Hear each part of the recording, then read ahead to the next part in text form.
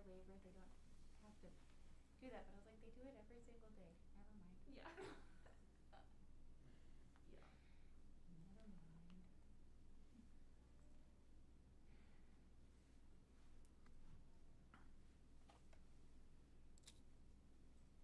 How's Mama Chicken? Rosie is so fun to watch. Like, I don't know if I was eating for years again because watching the kid mom is like, it's really fun. Yeah. And I don't have phone.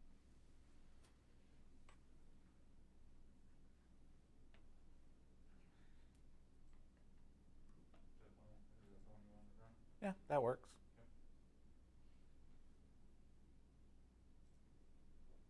And let's see. All right, you're live. Okay. So picking up where we left off. So I mentioned how Tyre later established colonies in North Africa, going as far west as Spain. It seems that their colonization movement was stimulated by external pressure. So from the northeast, Tyre and other Phoenician cities were threatened by the Assyrians. So in order to buy them off, Tyre needed to obtain precious articles from the west. Of course, its prosperity made the city attractive to attack, but the island itself couldn't be captured. There's no way to land ground forces, so to speak. So this creates a situation in which Tyre flourishes, and they expand their influence to the western colonies. But they often watch their possessions on the mainland get looted and pillaged. An Assyrian king would boast that he had defeated Tyre, and after some time, more peaceful conditions would arise. So when they talk about defeating Tyre, they're really talking about the old portion, the mainland, not really the island itself.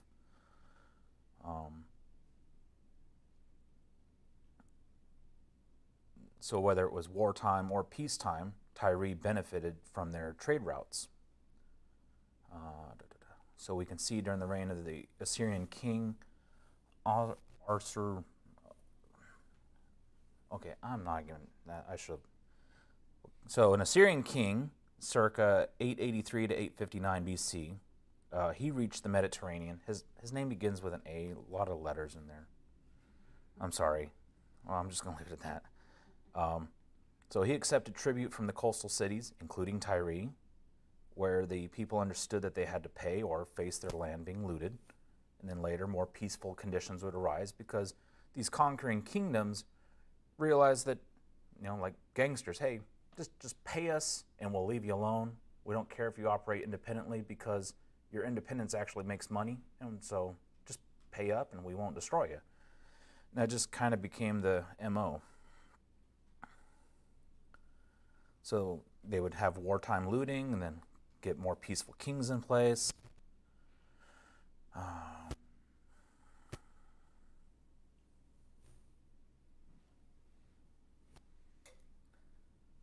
Some more peaceful conditions would arise.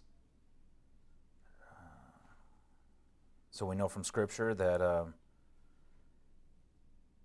that the Tyrians had a king installed.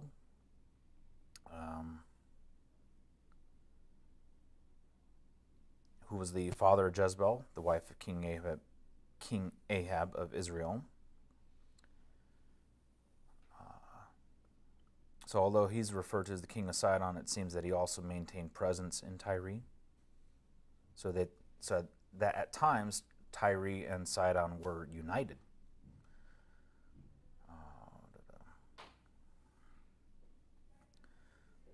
So the king whose name begins with an A with lots of letters, whose I won't pronounce, he had a son and successor, Salmanzar III, 858 BC to 824 BC. He fought a big war against towns west Euphrates, had a coalition led by Damascus, but didn't include the king of Tyre, and he came close to victory at Kar.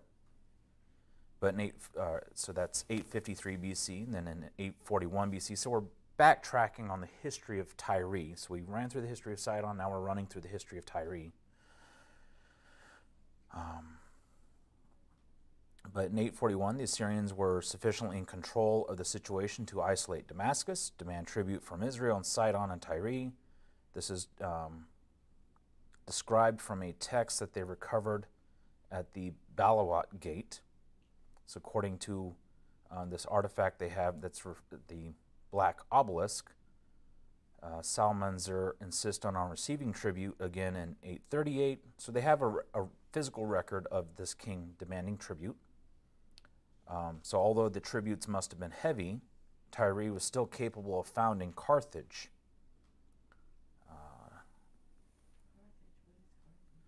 Carthage would later become a rival city to Rome. They're in North Africa.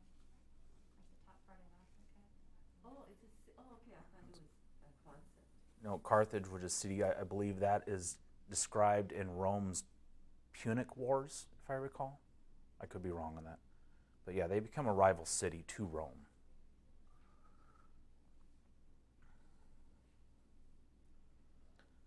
Is that where Augustine is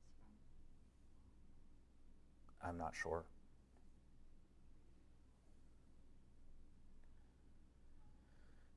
So we have a rise of a ruler, Sargon II, found in, I think it's a place called Kition, but it suggests that the cities on Cyprus indeed, or they preferred Syrian rule to a Tyrian government.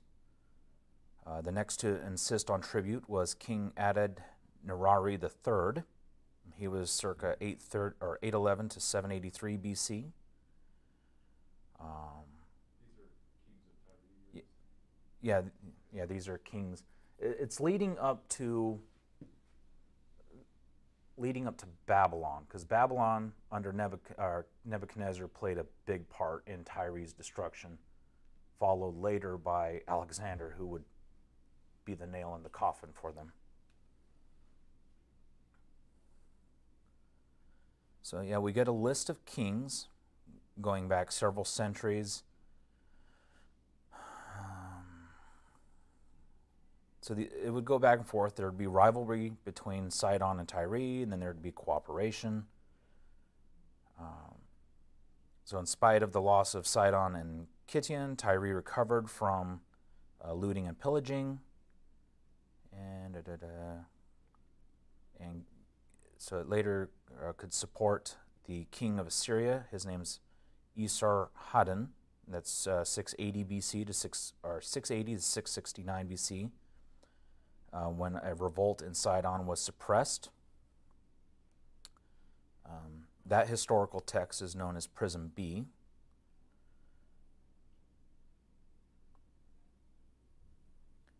So later this Assyrian king concluded a treaty with King Baal I of Tyre, in which Tyre's sphere of influence was recognized, but the king had to accept a permanent Assyrian in his court. It was so for King Esarhaddon, it was important to prove that he was in control, because obviously from its ports, Tyre is a great strategic importance if he wanted to attack Egypt. It's possible that the Sidonian revolt had been caused by Egyptian agents, and even if it wasn't actually the case, the coastal cities were easy to reach by Egyptian visitors. War broke out in the spring of 674. An Assyrian chronicle admits that Esarhaddon was defeated. The same source mentions that 3 years later the Assyrians had more success. On stelas found in Zinsirli and Nar al-Khalib, Esarhaddon had boasts about his glorious achievements.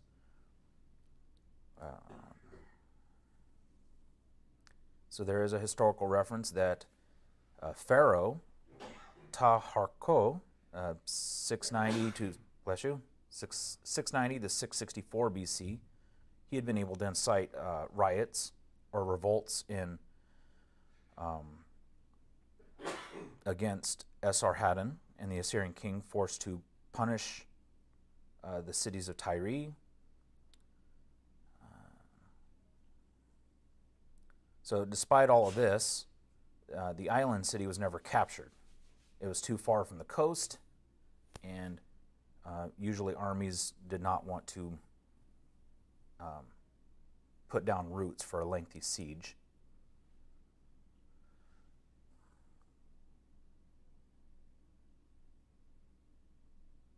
So the main point is that capturing Tyre is not in the Assyrians' interest. It was more lucrative every now and then to just seize the mainland, demand tribute, and then continue to benefit indirectly from Tyre's international trade than to actually attempt at conquering and curtailing the city's freedom.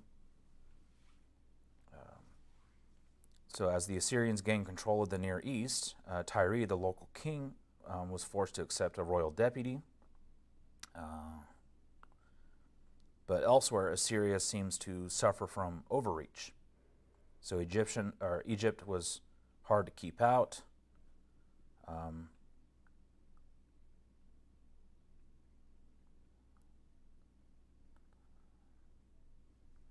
Forgot I had a lot of difficult names in here to read, so I'm kind of seeing where I can skip over. So at the same time, Medes and Babylonians attacked Assyria. Minor political leaders like Josiah of Judah contributed to the decline. So Josiah was 640 to 610 BC. They contributed to the decline by conquering parts of the Assyrian Empire, and it's likely that Tyre adopted or attempted the same. And then in 612 BC, the Medes and Babylonians captured Nineveh. So, disposing the Assyrians, the new superpower on the block is Babylon. So although Babylon would essentially continue the Assyrian Empire, there were changes. For example, their chroniclers were less interested in war than the authors of the Assyrian sources. Babylonian writers were focused on the main sanctuary in the capital, the Esagila in Babylon, and as a consequence, we now have different sources we have sources that are now different in nature, and we have less information about the relationship between their central governments and kingdoms. So for some 40 years, from 630 to 590 BC, the cuneiform sources are silent about Tyre. However, from various chronicles, the first aim of King Nebuchadnezzar, 605 to 562 BC, was to seize the former Assyrian provinces in the west, where the Egyptian pharaoh Necho II had succeeded Josiah of Judah as the main aggressor. So Phoenician cities traditionally had good relations with Egypt, so it comes as no surprise that Necho employed Tyrian merchants to circumvent Africa. So the reason for this enterprise may have been to open a sea road to attack Babylon from the south. As it happened, Nebuchadnezzar rapidly pushed the Egyptians out of Asia, and Egypt lost its appetite for a continuous war against Babylon. The main benefactors in this circumvention of Africa may have been Tyre and Carthage. So Nebuchadnezzar's siege of Tyre begins not long after Ezekiel's words against the city, as given in Ezekiel chapters 26 through 28, which that in itself is a pretty lengthy read. But according to the first century Jewish historian Josephus, Nebuchadnezzar laid siege to Tyre for 13 years. Where a quote from Josephus says, "I will now add the records of the Phoenicians, for it will not be superfluous to give the reader demonstrations more than enough on this occasion. In them, we have this enumeration of the times of their several kings. Nebuchadnezzar besieged Tyre for 13 years. In the days of Ithabal, their king after him, reigned Baal 10 years. So that was a quote from Josephus. Josephus also quotes an account that hasn't really survived to our day by a historian named Philostratus, who lived around 250 to 170 BC, who in his accounts said of Nebuchadnezzar, this king besieged Tyre 13 years, while at the same time Ethbal reigned at Tyre. So unfortunately, that's as much as his record says. The siege would be long. Ezekiel adds from Ezekiel 29, 18 through 20, Son of man, King Nebuchadnezzar of Babylon made his army labor greatly against Tyre. Every head became bald, every shoulder was rubbed bare. But he and his army received no wages for the labor he expended on Tyre. Therefore, this is what the sovereign Lord says, here I am given the land of Egypt to King Nebuchadnezzar of Babylon, and he will carry off its wealth and take much spoil and plunder from it, and it will become wages for his army. As compensation for his labor against her, I will give him the land of Egypt, because they acted for me, declares the sovereign Lord God. So during a protracted multi-year siege, so getting back to this section in the verse where it talks about every head becoming bald and every shoulder rubbed bare, what I have here is that they became bald because their helmets, they were wearing their helmets for too long, so they were becoming bald, and their shoulders were becoming bare from wearing armor during this 13-year siege. So eventually the mainland portion of the city falls to the Babylonians, along with its associated settlements in the surrounding area. The walls and towers of the mainland city were leveled, along with the homes within. The neighboring settlements razed to the ground and their inhabitants slaughtered. Yet, lacking a significant navy, Babylon was incapable of taking the fortified island city. So Nebuchadnezzar chose to lay siege to the island by cutting it off from the provisions of the mainland, and to the extent they could, cutting it off from resupply by sea. So in this way, they hoped to starve the city into submission. So a lengthy siege of this type would have cost the Babylonians dearly, which is implied by Ezekiel, who said that the army would receive no wages for the labor they expended on Tyre. So as compensation, Nebuchadnezzar is promised the wealth of the land of Egypt. Although the historical record of both the Babylonian siege of Tyre and the subsequent invasion of Egypt is limited, archaeological evidence does support the biblical record.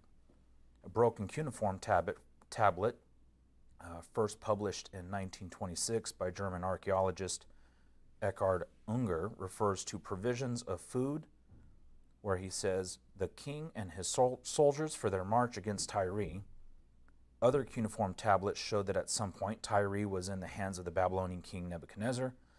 And finally, a cuneiform tablet at the British Museum shows that Nebuchadnezzar did indeed successfully engage the Egyptian forces. So we know that Nebuchadnezzar did not take the island city by force. It seems likely that the city negotiated a surrender after the 13 years of siege. So either King Ithbal of Tyre died during the siege, or he was surrendered to the Babylonians to be replaced by his son Baal, who would become a Babylonian puppet ruler. The later theory is supported by ancient list of foreign kings residing in Babylon, who, like Judah's king Jehoiachin, were prisoners dependent on Babylonian monarch for their lives. And at the top of this list is an unnamed king in Tyre. Yet the prophecy concerning Tyre at this point could only be said to be partially fulfilled, because Nebuchadnezzar had taken the mainland city, but the island city had not been destroyed, let alone thrown into the water. The fulfillment part of the prophecy would wait over 250 years for the ascent of Alexander the Great. Ezekiel had said that Tyre would be plundered by many nations in Ezekiel 26:3. So there's an interesting text, probably written in 580 BC, that describes Tyre as a flourishing city. And it's the funeral song of the prophet Ezekiel, who predicts the sack of the city and sums up all kind of special Tyrian products: blankets, cedar, coral, cypress wood, ebony, embroidery, emeralds, figs, goats, honey, gold, ivory, iron. There's a whole list. Sorry. So the fact that Egypt had retreated from Asia did not mean that it was no longer interested. Judah and Tyre were useful pawns in the game between the Pharaoh and the king of Babylon. If we are to believe that Josephus, who quotes Menander of Ephesus, the siege of Tyre lasted 13 years and started in Nebuchadnezzar's 7th regional year. So that would place it around 598 to 597 BC. This is also the year in which the Babylonians captured Jerusalem for the first time and appointed Zedekiah as king in Judah. Jerusalem, which had been enticed to revolt by Pharaoh Apries, was captured again in 587 and inhabitants deported. And then Tyre fell during Nebuchadnezzar's 20th year. So the difference between Tyre and Jerusalem was the fact that the Phoenician city had not been captured. We know that the king, Baal II, had to accept a permanent Babylonian official at court, an arrangement that Baal I had already agreed with. It seems hostages were given. There's tablets that mention food supplies for 126 Tyrians who were held in Babylon. And then after 6 years, the monarchy was restored. So the main result of this protracted war against Babylon and political changes in Tyre was that the colonies in the western Mediterranean essentially were lost. They started to accept Carthage as their leader, and as a consequence, Tyre starts to diminish in its importance.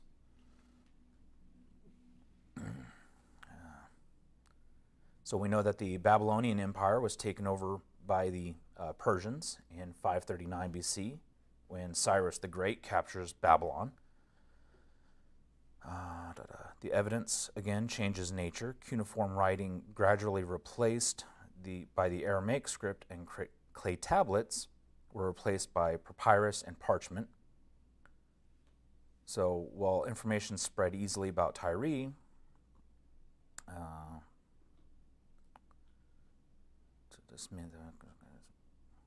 so we can read about Tyre in sources from faraway countries like Greece. It also means that the information is more vulnerable. So the papyri and parchments from Tyre itself and from the cities directly surrounding it are lost.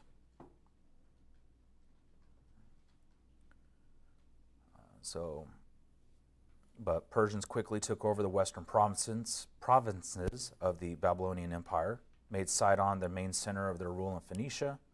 Tyre is mentioned occasionally when the exiled Jews are allowed to return to restore Jerusalem. The Tyrians sold them cedar wood to rebuild the temple, and Tyrian fish merchants living in Jerusalem. There was construction work at Tyre, such as the tomb of Hiram. So more important, so now we get to Darius the First, with the construction of the Persian navy. That was so more important was the construction of a Persian navy, which Cyrus's son Cambyses used to attack Egypt in 525. Very serious implications from that, because a navy usually is based by a limited number of ports, but these towns cannot maintain all the ships. And so there thus has to be a system that enables these ports to support the fleet.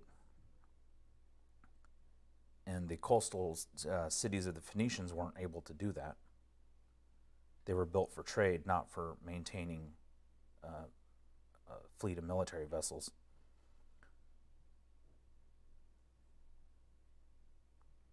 So King Darius I decides to use a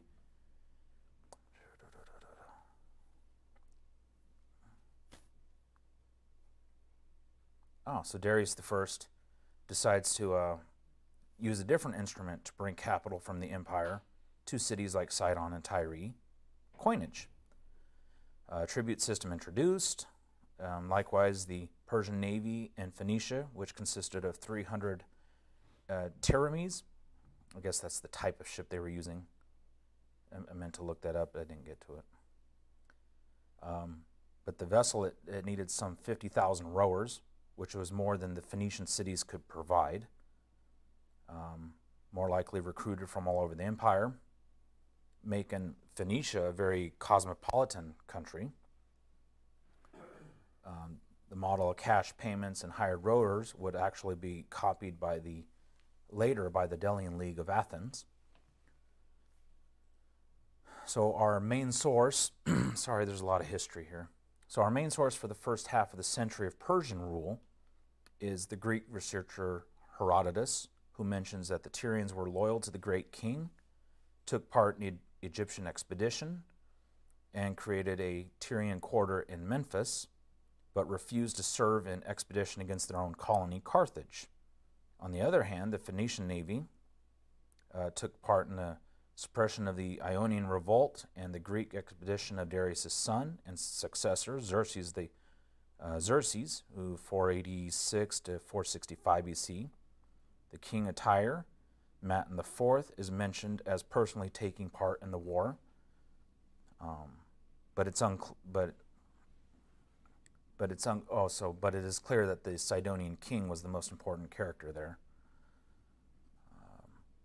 So Persian naval forces fighting for Persia are also mentioned during the reigns of Artaxerxes I, Darius II. So during the reign of Artaxerxes II, the king of Cyprus, Euagoras of Salamis, captured the city. He had been loyal to Persia but then revolted. And so getting to the end of the reign, so we're going through a lot of kings right now.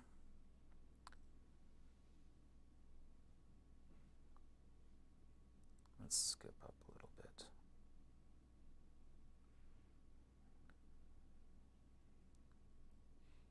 So going back and forth between all these kings, essentially we're trying to get to the time of Alexander. So by now, Athens is a major player in the economy of the Eastern Mediterranean. Athenian coins are found everywhere by the mid-4th century, and Tyre starts to use weights, measures, and coins based on the Athenian standard. The spread of Greek culture, Hellenism, is commonly associated with the conquest of Alexander the Great. So after the fall of Babylon, the Persian dynasty ruled over what Scripture calls the empire of the Medes and Persians. We see that in Daniel 5:28.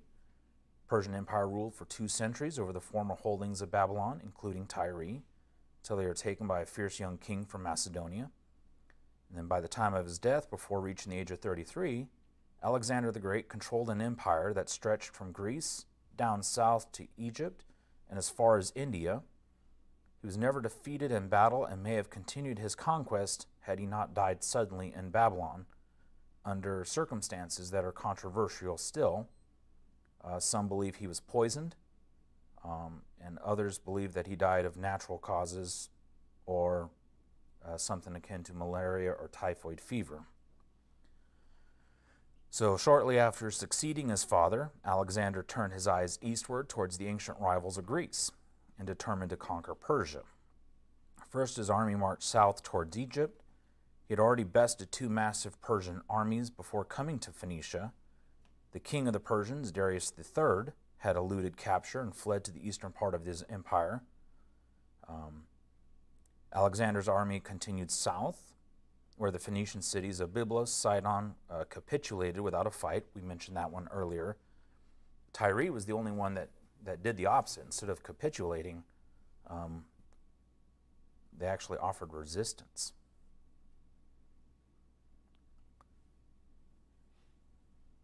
So a war between Macedonia and Persian Empire would would, under normal circumstances, have taken place far from Tyre, but the Persians used their Phoenician navy to sail into the Aegean Sea and threaten Macedonia and Greece.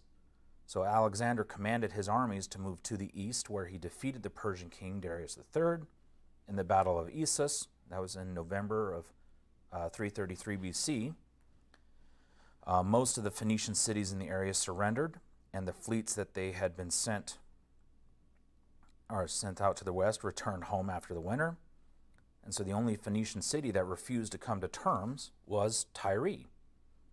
And Alexander knew that his siege of that city was going to last for months. So hoping to avoid bloodshed, the king of Tyre sent envoys bearing gifts to meet with Alexander. So they greeted him courteously, but not formally submitting to him. Instead, they requested a formal alliance. But Alexander the Great countered with a request of his own that immediately made the Tyrians suspicious. So inside the fortified island city, there's a temple to the chief god of Tyre, Melkart, so the Greeks identified this god with their famous mythical hero, Heracles, or Hercules. And so like many ancient kings, Alexander claimed descent from the gods. Specifically, Alexander claimed descent from Heracles himself. On statues and images created of Alexander, he is depicted wearing or carrying items associated with Heracles. On his coins, he is depicted as youthful and powerful Hercules. In modern terms, you could say that Hercules became Alexander's brand name. So the Tyrian politely declined his request to offer sacrifice in their city, as their request was coming during a religious festival to Melkart. So they may have felt that to allow Alexander to sacrifice there would have meant acknowledging his sovereignty over the city. They might have also suspected that inviting him into the city meant he would never leave. And they may not have wanted to pick a side between the Greeks and the Persians before the outcome of the war was decided. So in any case, they proposed, rather than making the sacrifice in the temple on the island city of Tyre, that Alexander makes his sacrifice in old Tyre on the mainland.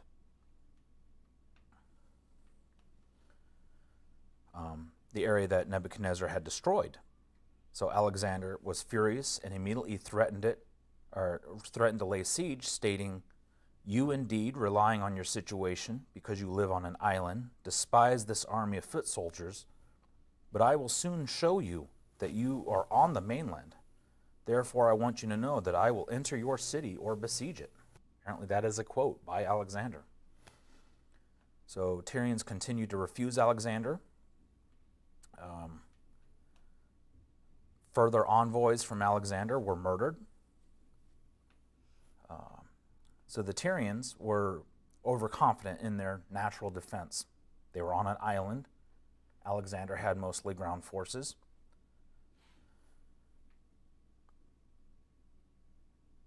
So they thought that maybe if they could force Alexander into a protracted ground war, pretty much isolating him to the mainland, that they might actually get help from Carthage.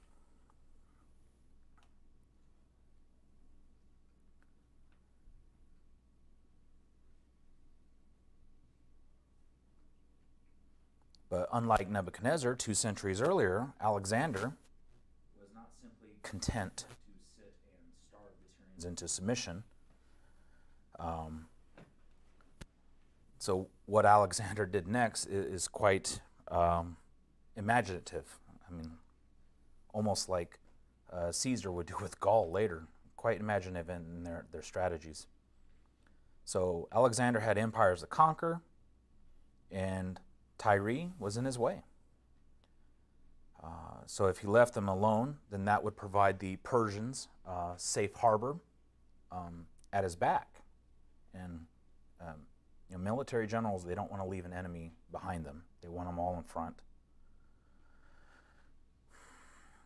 So in January of 332 BC, Alexander begins his siege.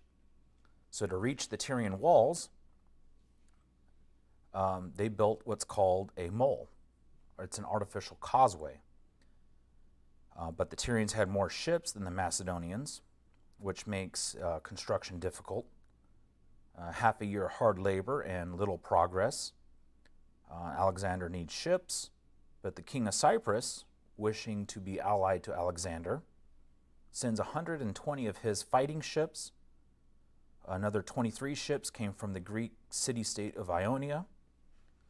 So now Alexander has a navy, 223 ships, which were more than enough, which were more than what Tyre possessed, and more than enough to blockade the island. So not only did he block it from the outside, but he controlled both harbors now.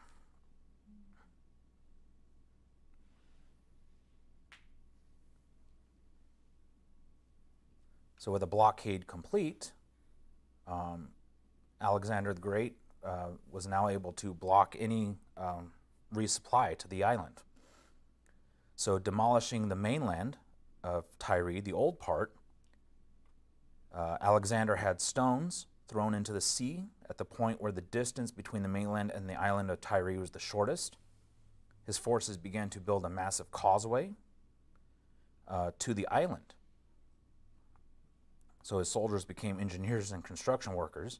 The material was timber from the famous cedars of Lebanon and abundant stone and soil of the old city of Tyre.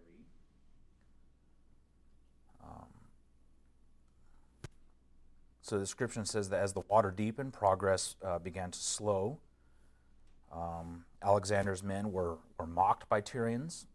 The men of Tyre would approach the workers in boats, close enough to be heard, but not too close to be in danger. And they would shout a scorn of reproach at Alexander's men.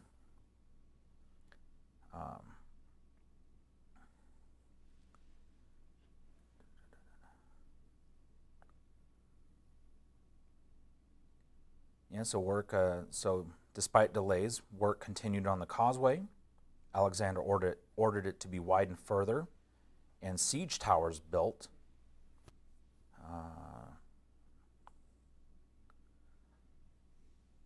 They sunk many ships in the harbor.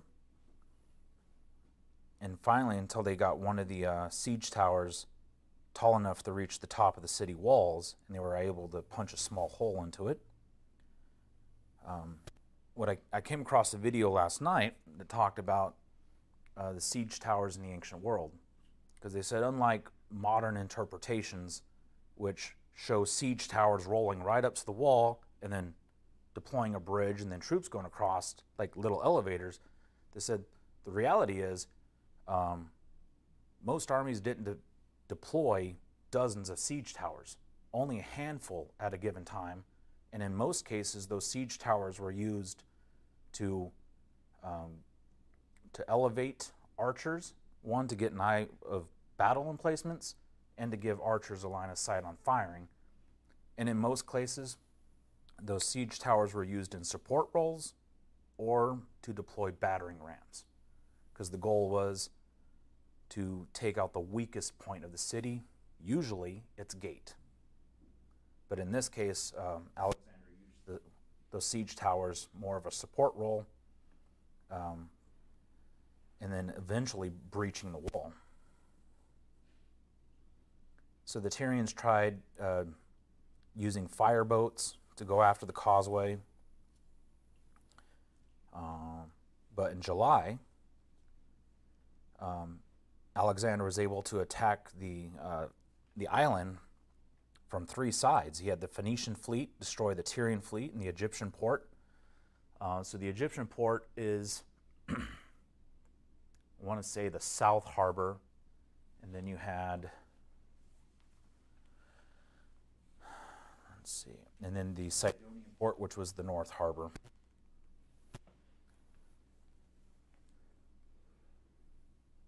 And so the Phoenician fleet destroyed the Tyrian fleet and the Egyptian port. Macedonian ships attacked the walls with siege engines, and Marines from Cyprus landed in the Sidonian port and forced their way into the city. To split the Tyrians' attention, Greek forces launched a number of diversionary attacks on various points of the island wall, and the Navy bombarded the city from all sides with projectiles. With Tyre's forces fighting on all sides, 2 ships approached the breach wall. From a tall siege tower, Alexander personally led some of his elite soldiers onto the walls of Tyre, and they forced their way into the city. The thoroughly demoralized defenders of Tyre were now in panic, and Alexander's forces were able to punch through other areas, including all the harbors. So fierce fighting, but relatively short-lived. Some of the citizens of Tyre sought shelter in the temple of Melkart, where Alexander wanted to sacrifice to Hercules. According to estimates, 6,000 Tyrians defenders died in battle, while only 400 of Alexander's men died in that final fight for Tyre. 30,000 citizens of Tyre were sold into slavery, while 2,000 soldiers who had survived the downfall were forced onto the beaches of Tyre and hung or nailed by their hands onto trees and posts in a form of crucifixion that the Romans would later adopt. Ancient historians relate that 15,000 Tyrians were secretly saved from the victor's cruelty. So since Alexander had pressed into service soldiers and sailors of subjugated Phoenician cities, many of his forces were related to the people in Tyre by blood and culture. And so some of them provided shelter, secreted away their kinsmen. But in the end, Alexander did make the sacrifice to Hercules in the temple of Melkart.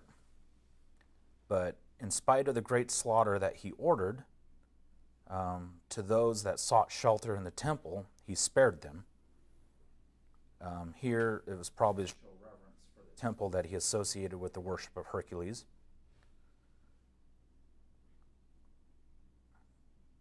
And so essentially with the fall of Tyre, we get a permanent Macedonian garrison beginning the Hellenistic period. So it's worth noting that over time, Alexander's causeway essentially altered the geography of Tyre. It allowed sediment and rock to build up into a natural formation that eventually connected the two landmasses. That was the extent of Alexander's act.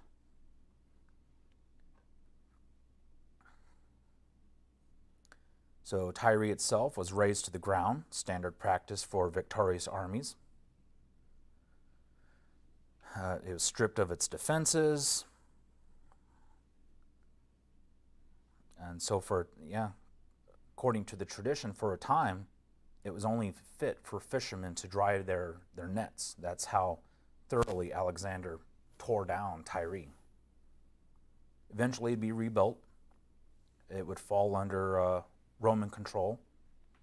The worship of Melkart would remain, but it would diminish.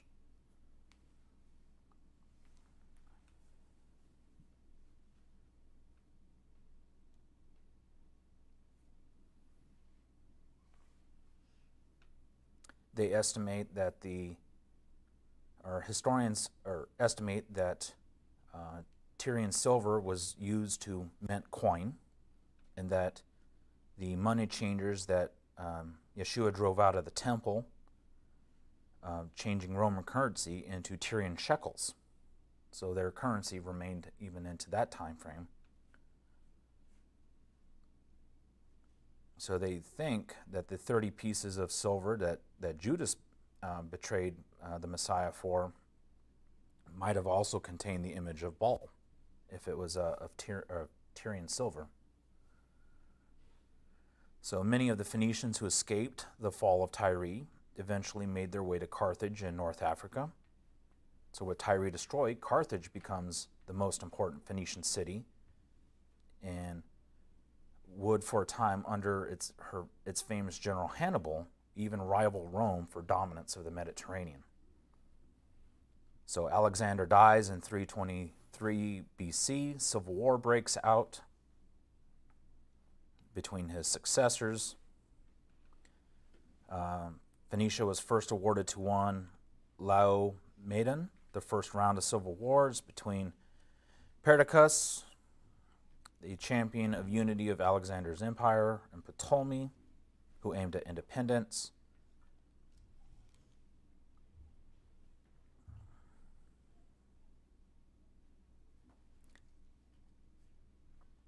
And so we get a list of civil wars and battles continuing up until Antiochus III. Sorry, I'm trying to skip through some of it. Pompey the Great arrives in 640 BC.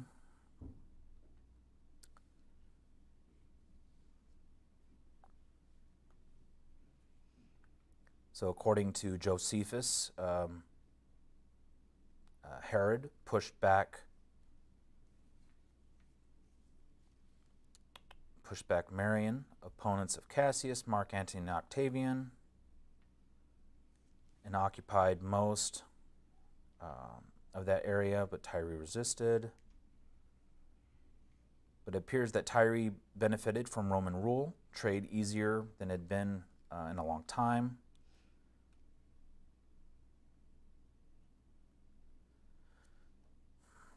So from the apostles, we learn that Tyre is still dependent on Galilee for its food supply.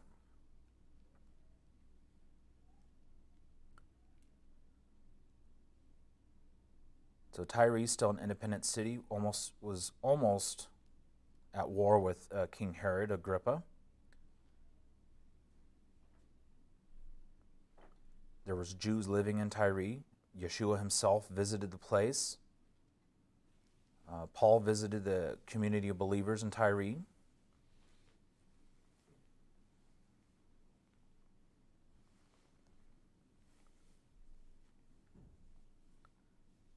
We get the building of the Arch of Hadrian in Tyre.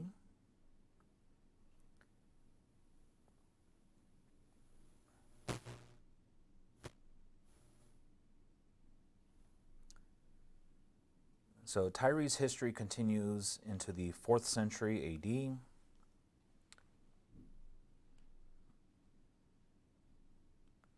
I'm sorry, I'm trying to skip through a lot of the extra stuff.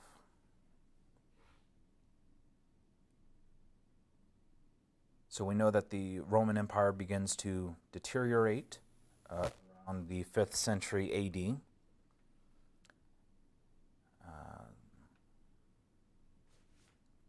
So between Constantinople and there's almost no information about Tyre leading up to 501 BC for that last century or so. The Egyptian harbor is eventually abandoned. So the city recovered, but the Egyptian harbor was abandoned.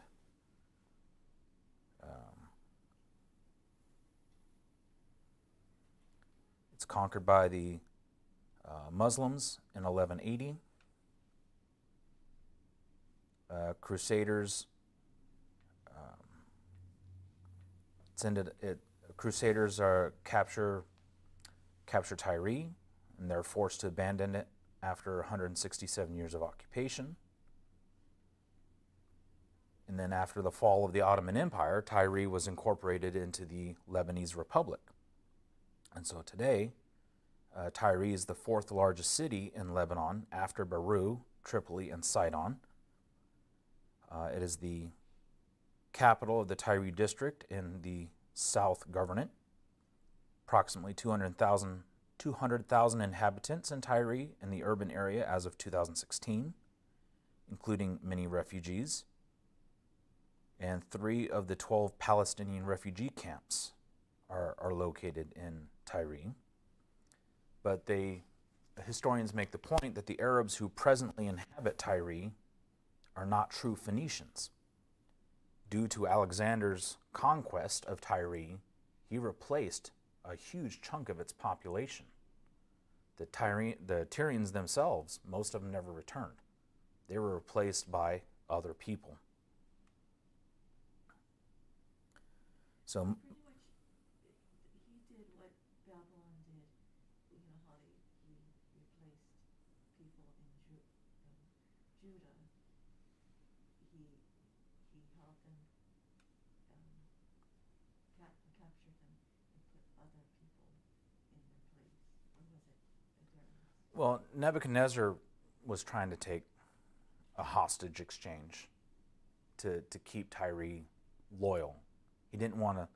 I didn't get the impression that Nebuchadnezzar wanted to destroy it to the ground. He wanted to put a puppet ruler in place to control them, not necessarily obliterate them. Whereas with Alexander the Great, because of how they insulted him and probably due to his ego, he couldn't stand by and let them insult him and get away with it. So as punishment, he tore it to the ground. But he had to build a causeway in order to get his ground forces there. So he inherited a massive navy, but I mean, just like in the modern era, we can go in there with planes and missiles and soften up targets, but we don't really control an area until we start putting boots on the ground. So in Alexander's case, he was so thoroughly enraged and insulted by them, he took Tyre to the foundation.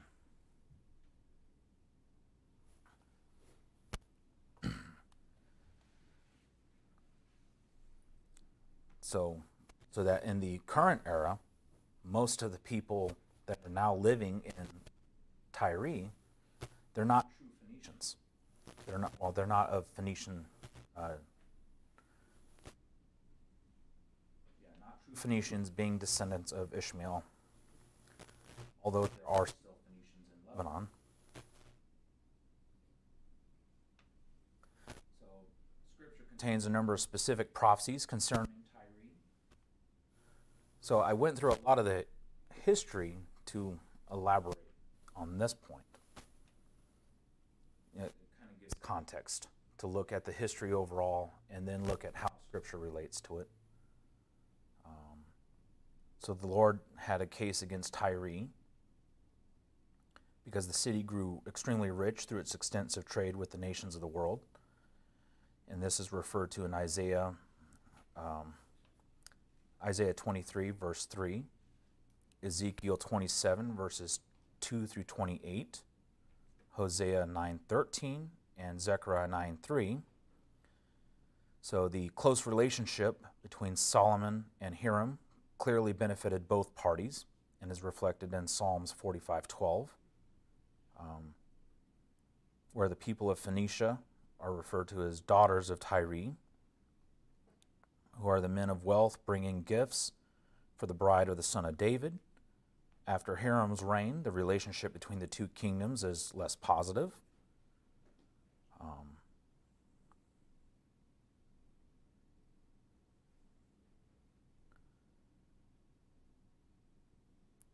And so we've mentioned that the daughter of Ethbaal was Jezebel, and so it seems that from that point forward, it's less positive about Tyre. So the prophets make several charges against Tyre based on their treatment of the God's people. The first being pride. The city's great wealth and power filled its ruler and his people with pride. Tyrians paid tribute when they were forced to, but felt secure within their island stronghold, to which prior to Isaiah hadn't fallen to a direct assault. So the references is Isaiah 23:9 and Ezekiel 23 verses 28 verses 1 through 19. So prior to this point, Tyre hadn't fallen. It hadn't fallen until Alexander got his hands on it. So they had pride that they had ever been conquered. They rejoiced in the misfortunes of Judah. Following the fall of Jerusalem, Ezekiel records that Tyre celebrated and hoped to benefit as a result. This is given Ezekiel 26, verse 2. Joel and Amos record that Tyre, through her slave trading, was directly involved in the suffering of the people of Judah after 586 BC. That's given in Joel 3, verses 2 through 6, and Amos 1, 1, 9 through 10. They were accused of breaking a covenant. Amos refers to a treaty of brotherhood being set aside, Amos 1:9. So it's possible that this is in reference to the covenant made between Solomon and Hiram the First, given in 1 Kings 5:12. So the consequence of the sins of Tyre, the prophets predicted that the Lord would bring judgment upon Tyre. Many nations would attack Tyre like the beating of waves on the seashore, Ezekiel 26, verse 3. So starting with Nebuchadnezzar in Babylon, and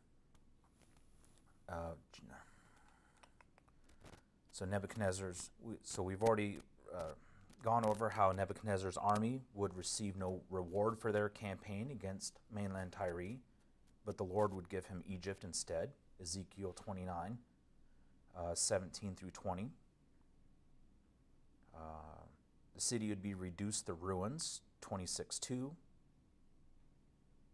or Ezekiel 26:2, and then picked up again in Isaiah 23:1 and chapter 23, verse 1 and verses 11, and be subject to Babylon for 70 years.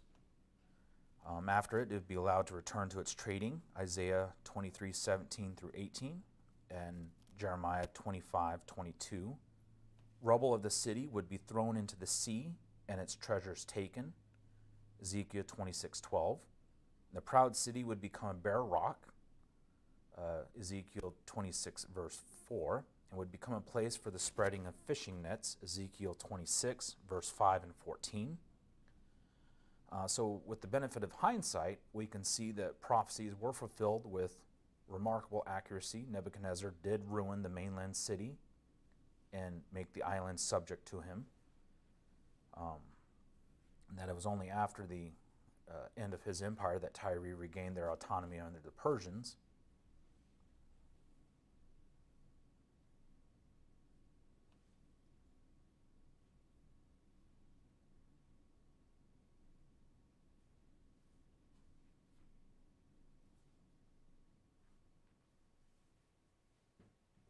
Being at the early history of Tyre, you kind of got what was coming from him.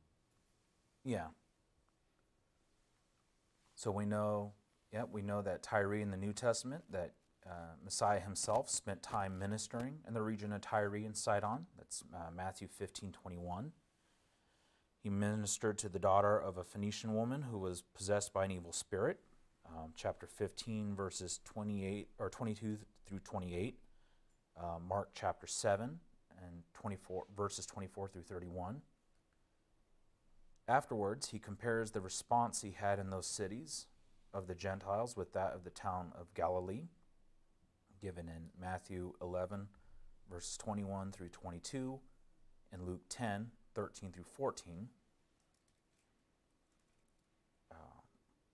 And that many people of the region followed him, Mark 3:8 and Luke 6:17. Luke records details of dispute between Herod and the people of Tyre and Sidon. So it demonstrates that Tyre was still dependent on Judah for its food supply, given in Acts 12:20. Tyre still remained a port, if only a shadow of its, or pale shadow of its former glory. We know that Ezekiel refers to Tyre as a city renowned, mighty, and that it was mighty on the sea, and in the midst of the sea, so quoting Ezekiel 27, it says, a city renowned that was mighty on the sea. In the midst of the seas, thy builders have perfected beauty. All the ships of the sea with their marines were in thee to occupy thy merchandise. Isaiah describes it as a crowning city.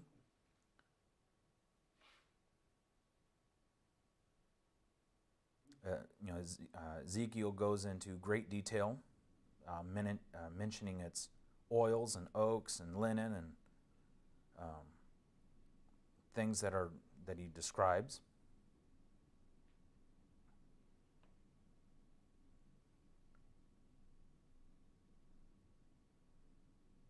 We know that Phoenician ships brought Solomon gold from Ophir, sandalwood, ivory, peacocks, and things.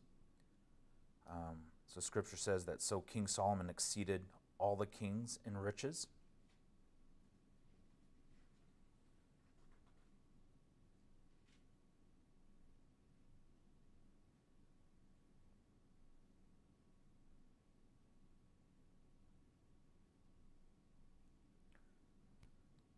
So we know that the first Jewish temple took 7 years to build and employed hundreds of workmen and laborers.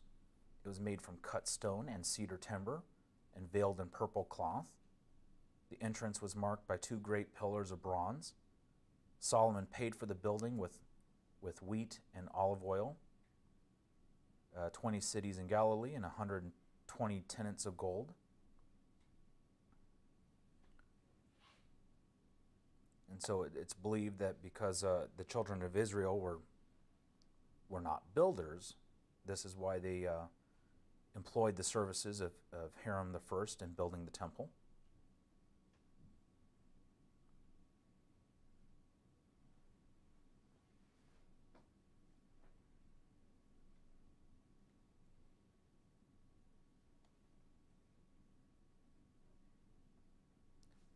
So we know that Messiah mentions Tyre and Sidon in Luke 10, verses 13 through 14, and Matthew 11, 20 through 24, comparing them to several cities that he had performed miracles in. These cities of Israel had been blessed with Messiah's presence, preaching in power, yet they had not repented. And he pronounces woes on them, stating that Tyre and Sidon, given the same opportunity, would have turned from their wickedness and had been saved. He says, "Woe to you, Chorazin! Woe to you, Bethsaida! For if the miracles that were performed in you had been performed in Tyre and Sidon, they would have repented long ago, sitting in sackcloth and ashes. But it will be more bearable for Tyre and Sidon at the judgment than for you."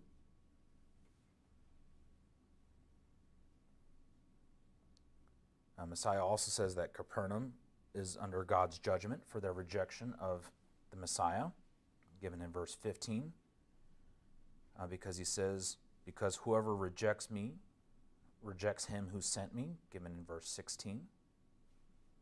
So we see that Messiah used the pagan cities of Tyre and Sidon to highlight the way that God's people had refused him. The Israelites of Messiah's day believed themselves to be righteously following God, yet they did not recognize God in their midst. So in essence, Messiah shamed Chorazin, Bethsaida, and Capernaum, who were supposed to be part of God's people on earth, but they refused to listen, and yet pagan cities like Sidon and Tyre would have repented.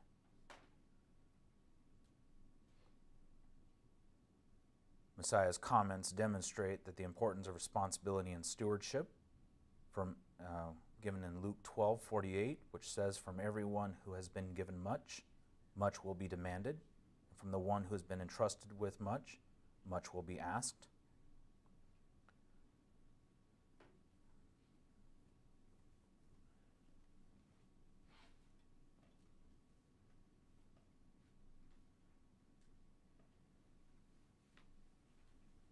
We see that Ezekiel 26, 2 through 5, speaks of Tyre, where it says, "Son of man, because Tyre has said against Jerusalem, Aha, the gateway of the peoples has been broken, everything will come my way, and I will become rich now that she is devastated. Therefore this is what Yahweh says, Here I am against you, O Tyre, and I will bring up many nations against you. Just as the sea brings up its waves, they will destroy the walls of Tyre and tear down her towers, and I will scrape away soil and make her a shining bare rock. She will become a drying yard for fishermen's nets in the midst of the sea." So that was Ezekiel's prophecy against Tyre. So by the end of the 19th century, a population that was once, again, forming in Tyre, those were no longer Phoenicians. Their culture, religion, language has been lost to history. Rather, this new city is descendants of Arabs who first settled in the land after the death of Muhammad, and then sadly, war continues to visit the region. notably the Lebanese Civil War, which has raged from the mid-1970s until 1990, which has brought much suffering to the region. During the third phase of the war, the city was heavily shelled by Israeli artillery in 1982. And then most recently, armed forces in the city belonging to the Shia Muslim Hezbollah militia were bombed by Israel during the 2006 Lebanon War.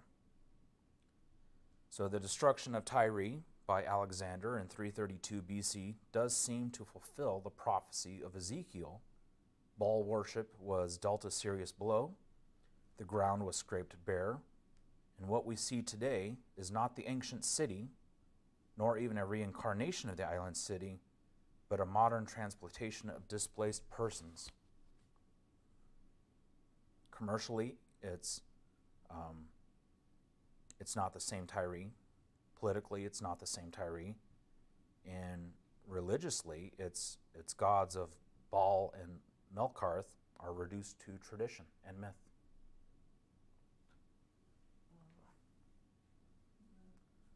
Sorry, that's a lot of history, and I skipped portions of it. But that is my lesson on Sidon and Tyre. So, any questions? Thoughts?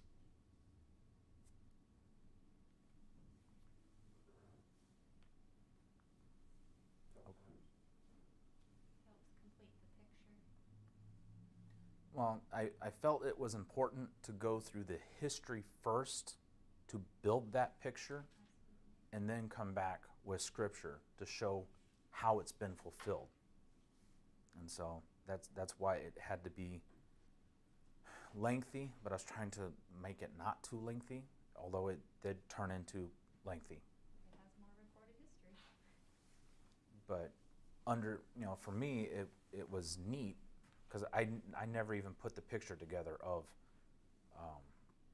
Nebuchadnezzar, much less Alexander. And then to look in depth on how those two kings, despite being pagan, played a very real part in carrying out the overall mission. I think it does elaborate greatly on how the Lord uses even the pagans to carry out his will, especially in judgment of Israel. So is Egypt like down? Yeah, I want to say Egypt is further south, but I'm not sure. I would need to look at a larger view. Egypt is like southeast, like that way. This is kind of the curve of the Mediterranean, and so south of that is where you see most of where the biblical story takes place. So, But if you zoom out, there you go. Tyre's like right here. Yeah. Yeah. And then Carthage is further west of Egypt. So it helps to kind of put Ezekiel 28 into That's a good one. historical terms. That center left, yeah. It's got a bigger picture of where everything falls, how the waterways flow.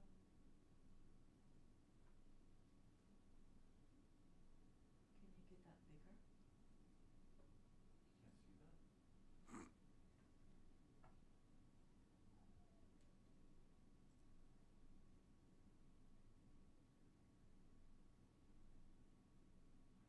there you go.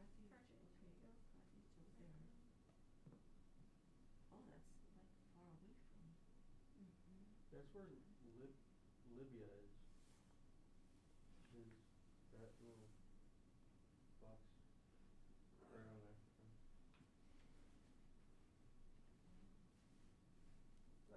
Isn't that considered the birthplace of Europe in general? Because it's the oldest inhabited area.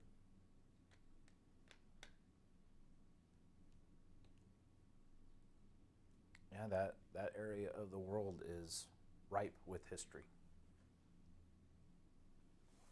For some reason, my brain doesn't Italy, Rome. Like the way I think about Italy now, I think of like, Tuscany or Florence and Venice and all of that. And then I think of ancient Rome, not in not in Rome. I think ancient Rome, I think east, I think of like of Jerusalem, of Israel, of their occupation, less the seat of Rome, which is which is in Italy. Yeah. But on a different subject, when you're looking at Daniel, and Daniel outlines these successive kingdoms of Babylon, the Medes and Persians, followed by the Greeks, and you look at the territory they encompassed, they all went east, whereas Rome went mostly west into the northern parts of Africa. So, I mean, Rome stayed pretty much in this area. There's a major river, and I forget which one, but it's over in this area, and that's as far as Rome went. So Rome, historically, never occupied the land the same way that that Babylon, the Medes and Persians, and the Greeks did. They all went east, occupied, and expanded. Rome went west. So yeah, we don't generally think of Rome sitting in this area. We think, hey, more Italy. But Sicily, at the island of Sicily has some of the most preserved Roman artifacts. if I recall, at the height of the Roman Empire, nearly a quarter of the world's population lived and died under the rule of the Caesars.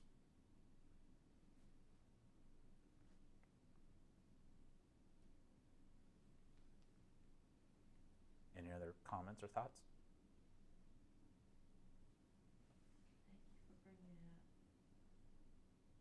We're gonna talk about Hannibal's bright idea to bring elephants over the mountains to go sneak up on Rome. If I can't get them from the south, I'll hit them from the north.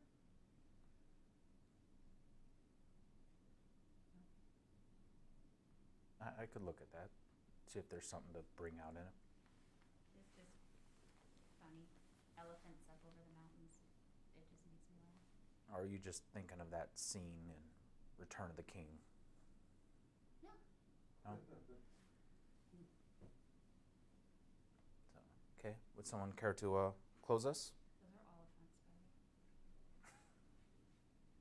Not elephants. Brother Aaron, would you care to close us?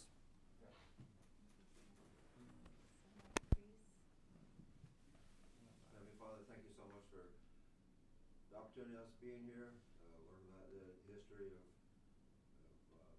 the scriptures, Lord, that hope that we can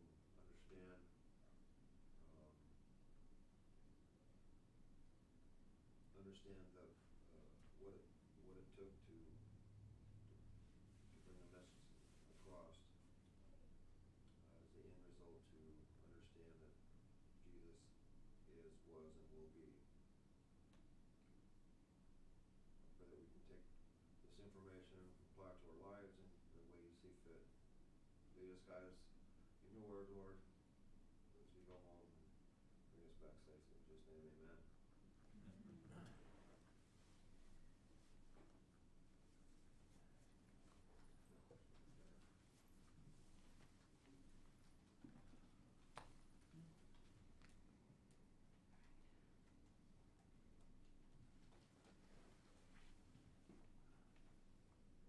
You're a Minnesota.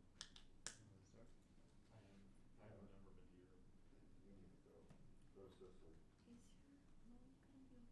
Strictly, With her strictly finger. rejected. Yeah, she's fine. Was Everybody that just goes took to a Scandinavia. It was, yeah. She took a knife, she was cutting something and just, You a little bit closer to Valhalla. so it hurts. I mean, you got so many, your fingertips are so sensitive found anyway, and Oh, okay, yeah. Well, there's no like other skin Find my over top of it, uncle's so a you just kind of have to wait for farmer all that out in top skin Minnesota, to be but less sensitive. He's also from Norwegian. It'll fill back in. Fluid. It wasn't that bad when I did it, but it's So, just because of the surface where is area. I this? mean, it's thunder. You can't play the guitar, Goes over there. things like that. And Mom, that happened to me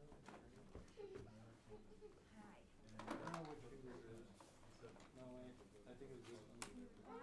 There's some stuff like the gel pen is nice. Forgot about her. It just adheres I know we just to the exposed part. They were really good today. There's the Of course they wanna go home and have Cal- baking. Kind of funny though.